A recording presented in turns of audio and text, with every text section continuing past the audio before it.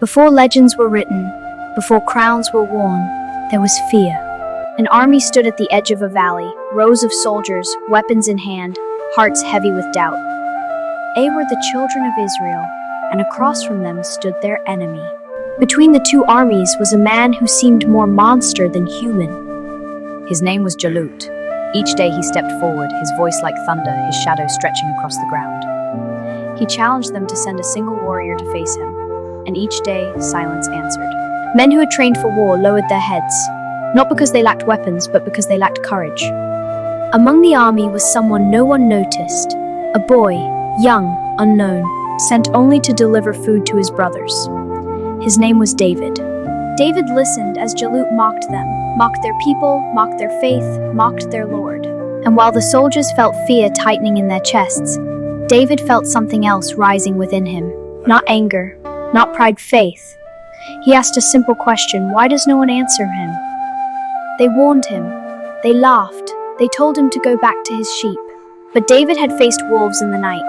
He had defended his flock with nothing but his hands and trust in God. And he knew something they had forgotten. A giant is only big when you measure him against yourself. David stepped forward. Armor was offered, too heavy. A sword was offered, unfamiliar. David refused them all. He chose instead what he knew: a sling, 5 smooth stones, and the name of God upon his lips. Jalut laughed when he saw him. A boy? This is who they send? But David did not hear the laughter. He heard only certainty. He ran forward, not away from fear, but through it. One stone left the sling. One moment held its breath, and the giant fell. The ground shook. History turned. The army surged forward, but David stood still, because he knew this victory was never about strength.